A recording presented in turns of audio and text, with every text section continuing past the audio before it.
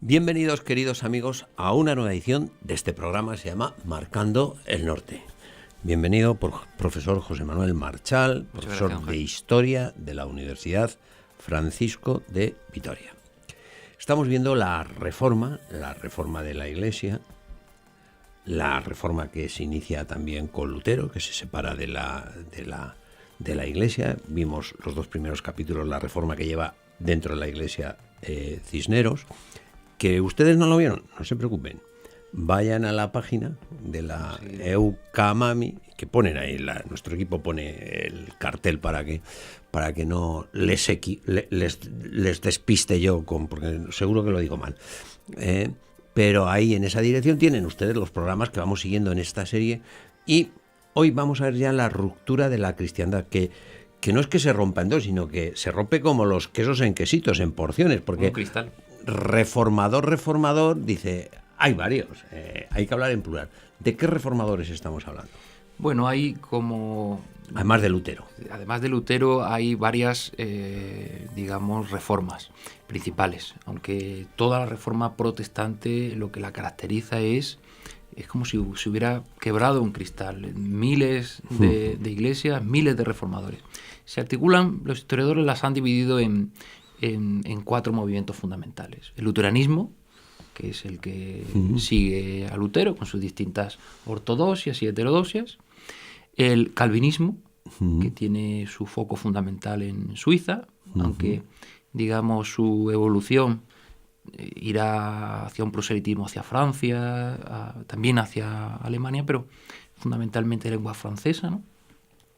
Luego uno más caracterizado en Suiza por otro reformador, Zwinglio, que ese es de lengua alemana, que tiene también pues toda una serie de connotaciones, sobre todo relativas a Suiza, en el ámbito oriental de esa cultura germánica, con su expansión incluso a Hungría. Es decir, están misionando, están yendo a llevar la reforma a los distintos países de la cristiandad y tienen esa apertura. Y luego, también como un fenómeno de reforma, del que si quieres podemos hablar en otro momento. Está recién de Inglaterra, ¿no? El anglicanismo. Vamos a dejar a Inglaterra fuera, le vamos a dedicar un programa, me parece que tiene su importancia y su entidad. Y si le parece, vamos a ir repasando aspectos doctrinales.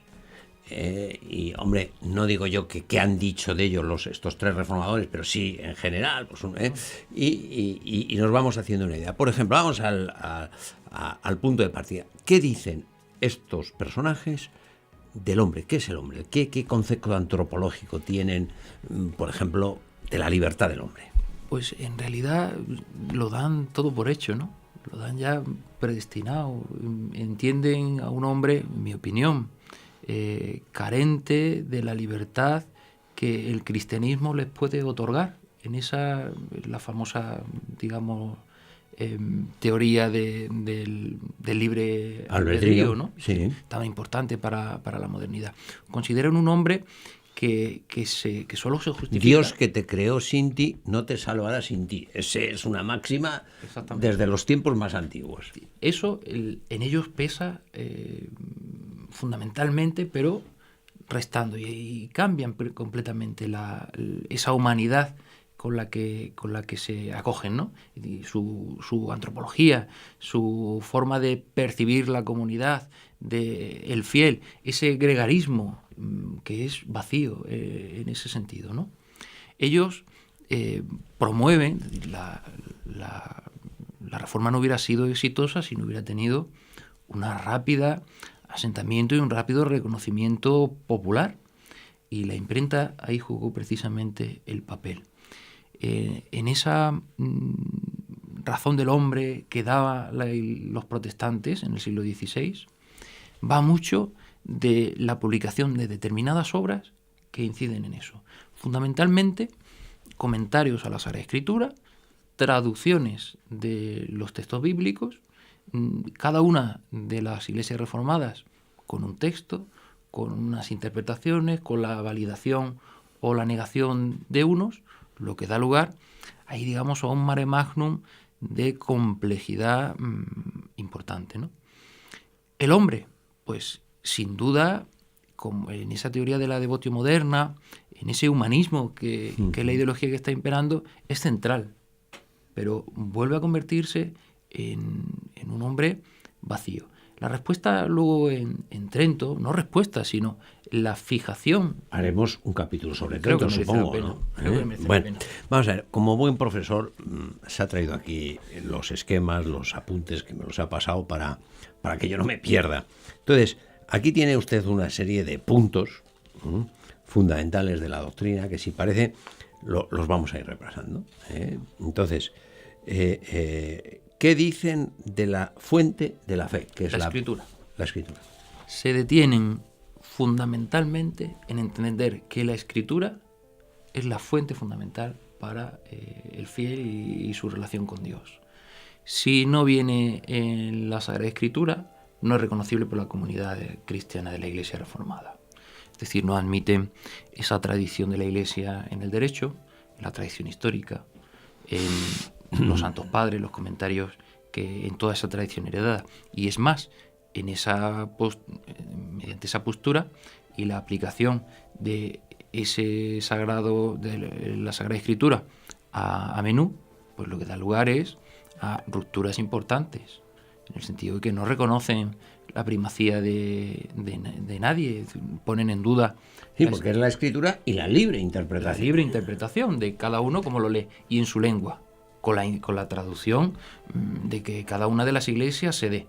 Por lo tanto, falta una sistematización que sí existía en el mundo católico, que claro, posiblemente había sido una de las razones que en el siglo XV provocaron esa crisis de la Iglesia alemana, en que el acceso a la Sagrada Escritura era difícil, pero no por vetado, sino por lento y porque estaba sujeto a interpretación. Cinero respondió rápidamente a eso.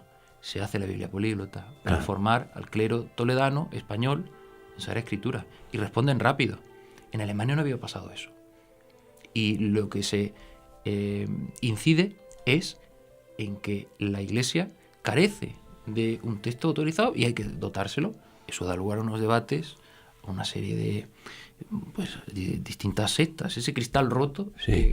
Bueno, a mí lo que me hace gracia es lo del cada uno lee las escrituras y dice, pues oiga, pues yo las leo según los interpreta la Iglesia Católica. Y dice, no, eso no es libre examen, ¿no? Dice, oiga, ¿no dice usted que cada uno? Dice, pues yo quiero que lo mío... No, claro, lo pones en entredicho. No, es que no, eso no. Exactamente. Bueno, la salvación, ¿qué dicen? Pues que solo se justifica mediante la fe. Solo te salvas si crees fundamentalmente y solo mediante la fe. Esa es la idea central de la idea. Por lo tanto, no tienes por qué preocuparte por ser buen vecino, buen hijo, buen padre. Es decir, con que creas y mantengas unos principios de doctrina en lo moral, basta para esa iglesia. Y luego, además, con esa interpretación personal de la religión, pues habrá un criterio de cada uno en esa relación, ¿no? Es decir, por lo tanto, salvarse, pues es una cuestión, bueno, los calvinistas... Ahí tienen un matiz, ¿no? Exactamente. Es decir, matizan eso y lo que hacen es que el hombre está predestinado desde su creación a salvarse o a no salvarse. Que el resto es una prácticamente una contemplación más o menos avanzada o reducida del devenir humano. Por lo tanto, la vida carece de esa originalidad pues, que viene primaria de la Iglesia, ¿no? Sí, sí. Bien. Buenas obras. La caridad, la misericordia, la riqueza de la tradición. ¿Cómo interpretan pues, estos señores? Que solo son fruto de la fe y que se entienden como un don gratuito de Dios únicamente. Es decir, no parten del hombre ni entienden que Jesús... Pero eso entonces lo que presupone es que tienen un concepto muy malo del hombre, ¿no? O sea, porque si no... Negativo. Pero absolutamente. No es capaz de hacer buenas obras y que eso le salve. O no es capaz de hacer fundaciones de hospitales y que eso redima. Y bueno, y ya en una cuestión concreta e histórica, cofradías, fundación de hospitales asistenciales, dotaciones testamentarias para casamiento de huérfanas, de todas las que se nos ocurran, no tienen cabida en esa reforma, ¿no? Por lo tanto, lo que supone es una ruptura tremenda, ¿no? Ahora, donde probablemente se note la ruptura de una manera más evidente es en este punto que me indica usted aquí, ¿no? Que es el concepto de iglesia. Claro, eso lo podría explicar mejor un teólogo. Un historiador, ¿cómo lo puede ver? ¿Tiene usted aquí apuntado? Sí. La confesión de luteranismo y calvinismo identifican la iglesia como la comunidad de creyentes. Todos aquellos que creen, que practican, que participan de esa lectura libre y de participación, así la entienden. La iglesia es la reunión, dice aquí, Confesión de Habsburgo. La iglesia es la reunión de todos los creyentes, entre los cuales el evangelio se predica en su pureza y los santos sacramentos se confieren de manera conforme al evangelio. Ahí está el qué. En el conforme al evangelio, ¿no? Porque el conforme al evangelio es conforme al reformador. Conforme yo diga. Exactamente. Ponen en entredicho pues los sacramentos, que es desarticular los pies fundamentales, el cimiento fundamental de la iglesia fundada por Jesucristo. En el sentido de que solo admiten la validez de dos, el bautismo y la Eucaristía, ahora hablaremos de ellos entrar, dos. Y luego el resto son rechazados. Bueno, que en cuanto no ven una cita textual en la Escritura, no reconocen la tradición, no reconocen la doctrina de los papas, no reconocen incluso ni a los doctores de la Iglesia hablando sobre eso, o la propia tradición histórica, de los distintos ritos que la Iglesia ha tenido desde su prácticamente expansión. La Iglesia, y por lo tanto ruptura con Roma. Ruptura absoluta. No reconocen. Es decir, cualquier reunión de creyentes para ellos es iglesia, y además una iglesia con mando en plaza. Es decir, que en la propia ciudad podía haber varias comunidades con una independencia absoluta. Eso pues da lugar a confederaciones, congregaciones, que es el nombre histórico de esas entidades, que pues tienen una serie de problemas, incluso con el tiempo, de convivencia, y que lo que llevará es a persecuciones entre ellas mismas. Entre ellas mismas. El calvinismo persigue abiertamente posturas que se salen de la posición calvinista, y el luteranismo, fundamentalmente en esa región de Wittenberg, donde se blinda esa ortodoxia luterana, habrá, digamos, una institución para perseguir al desviacionista. Es un poco extraño que ellos mismos aboguen por esa libre interpretación y a la vez acoten de una forma tan radical eso. Eso tiene significado histórico, y lo que provoca es que el Sacro Imperio, en su parte, la parte reformada, durante casi 200 años, es un campo de batalla, un campo de disputa. Bueno, ya vimos así, como la broma de la guerra de los campesinos, hablaba usted de 80.000 campesinos que se llevaron por delante. Es el gran conflicto, el gran cataclismo de la modernidad. Se nos ha presentado a veces los protestantes, la reforma protestante, como la llegada de la libertad y la tolerancia. Pero aquí esto no... En realidad la historia dice otra cosa. Dice otra cosa, ¿no? Bueno, la Iglesia, el bautismo. Este es otro punto fundamental. El bautismo es uno de los sacramentos que salvan de esa quema mediante esa libre interpretación del magisterio y del evangelio. La mayoría de las iglesias reformadas tienen prácticamente con coherencia la idea de que el bautismo es la iniciación del cristiano. Ajá. Pero hay distintos momentos en los que recibirlo. La crítica fundamental es que el calvinismo lo que postula es el bautismo de los adultos, es decir, el momento en que el fiel es consciente de lo que hace, y que el luteranismo, aunque cree que ese bautismo se debe hacer en la madurez, pero también admite el de los niños pequeños, ¿no? Esa doctrina entra en colisión con lo tradicional que la Iglesia alemana había sido el bautismo, como también un reconocimiento dentro de la comunidad. A la vez, en esa unidad, el bautismo también era una sujeción al señorío. En el momento en que rompes esa disyuntiva y un creyente pues no se bautiza hasta la madurez, digamos que a lo mejor no disfruta de derechos o de la relación con el poder de la misma forma que los bautizados. Claro, es algo importante. Claro, desde un punto de vista político es importante, porque claro, están unidas las dos cosas. Y además todavía no se ha desarrollado lo que luego será pues la Patrusburgo, ¿no? Es decir, en la que se articula que cada príncipe podrá decidir la religión de sus súbditos. Eso será en el año 1555, pero hasta que eso se alcanza, esa libre interpretación del bautismo como un sacramento iniciático que les deja participar de esa comunidad eclesial y política es muy polémico y retrasa, adelanta, le lleva a un planteamiento bastante violento. Muy bien, hemos visto el tema de la salvación, las buenas obras, la Iglesia, el bautismo, Santa Cena. La Santa Cena, dice usted, no es un verdadero sacrificio. Esa es la visión que tienen. La misa. La misa no la entienden como sacrificio. Según cada una de las iglesias tiene una interpretación.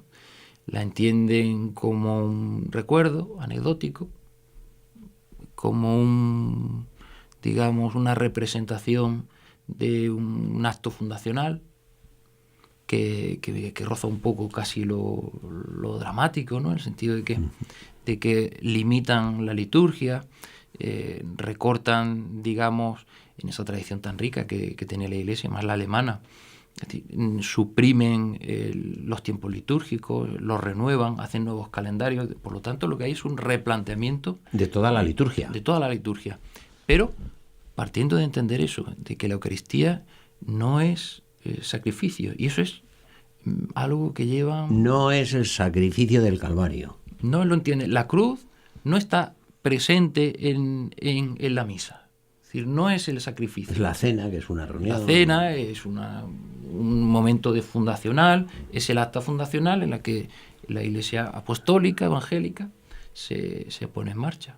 Y claro, por lo tanto, pues desarticulan de arriba abajo. Pues fíjese, el punto nuclear de un católico, que es la Santa Misa.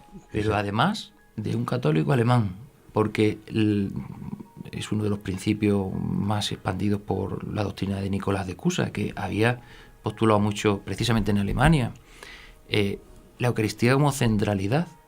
Las primeras fiestas del Corpus Christi se celebran en Colonia en el siglo XIII. Ahora hablaremos de la Eucaristía, porque yo creo que merece un tratamiento específico, si le parece. Hemos visto que la Santa Misa desaparece. Sí, no Eucaristía. Aquí difieren, cada una de las iglesias tienen un distinto aspecto. Ah. Los luteranos entienden que no existe la transustanciación. Ajá. Por lo tanto, lo que entienden es que las especies eucarísticas están ahí en esa circunstancia. En el momento que deja de celebrarse esa Eucaristía o deja de tener lugar ese sacramento, deja de tener una vigencia. O sea, no tiene sentido el sagrario. No tiene sentido. Ni tiene sentido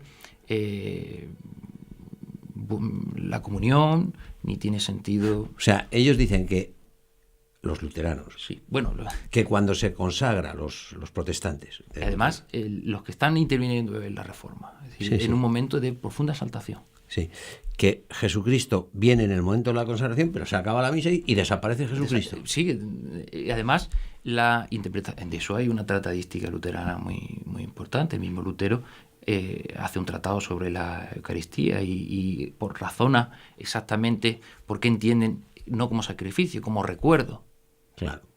Y que esa presencia, que es admitida entre las iglesias reformadas, la más ortodoxa en eso, es la luterana. Sí. Porque los otros van más lejos. Los otros van más lejos. Incluso, ¿dónde van? Pues incluso hasta suprimir enteramente todo. Y que la Eucaristía... Ni siquiera está presente. Ni siquiera está presente, y es un signo, un símbolo, igual que pueda ser el incienso o la cera en el altar. Y ni siquiera. Porque en el siglo XVI... O sea, por eso dice usted que los seguidores de Lutero todavía, pero... No, mantienen una cierta... Pero los otros ni eso. Ni eso. El mundo anglicano y el mundo luterano mantienen en lo que es la especie eucarística ese concepto. De símbolo. De símbolo. En el 16, todas esas iglesias establecerán toda una doctrina en la que tendrá un peso extraordinario esa idea. Con el tiempo irán cambiando, la propia comunión anglicana pues tiene toda una serie de principios sobre eso, que las actuales iglesias protestantes tienen toda una serie de principios nuevos y reformados, pero esa pujanza inicial en cuanto a eso es violentísima, es decir, niega la transustanciación y incluso lo entienden como un símbolo material. Ya. Algo central, e incluso la tradición alemana. Habían desarticulado todo su aparato. Vamos espiritual. a seguir avanzando. Sacerdocio, los sacerdotes. No existe como tal, cada uno de los creyentes es sujeto de adoptar un sacerdocio. En todo caso, lo que admiten cada una de esas iglesias es un ministerio concreto. Es decir, reconocido por la comunidad de creyentes, y no existe un sacramento del orden, no existe el diácono, el presbítero, el obispo, mucho menos los cardenales o el papa o esa relación. Toda la jerarquía suprimida, son como guías o como... Incluso ni eso, en esa iglesia primitiva, misioneros, estimuladores, personas visitadores, que lo que se encargan es quizá de, no tanto de lo doctrinal, sino predicar y... Sí. Claro, si se han cargado los sacramentos no les queda... No tiene fundamento. Y si después cada uno puede interpretar las escrituras, no necesitan el magisterio y... No, les sobra todo. Sí, pero ellos sí que siguen ahí al frente de eso, mandando. Claro, pero no toman el papel de pastores, como en ese momento establecen. Lo toman en un sentido de jueces. ¿Cómo? En cuanto a que el pastor... ¿Qué me dice? Efectivamente, empiezan a establecer tribunales en los que se empiezan a juzgar cuestiones que salen de la fe. ¿Qué dice usted? Pues el calvinismo establece, por ejemplo, en Ginebra, tribunales cruentísimos para delitos de la fe, para persecución concreta de disidencias. Por lo tanto... O sea, pastores no, jueces sí. Exactamente.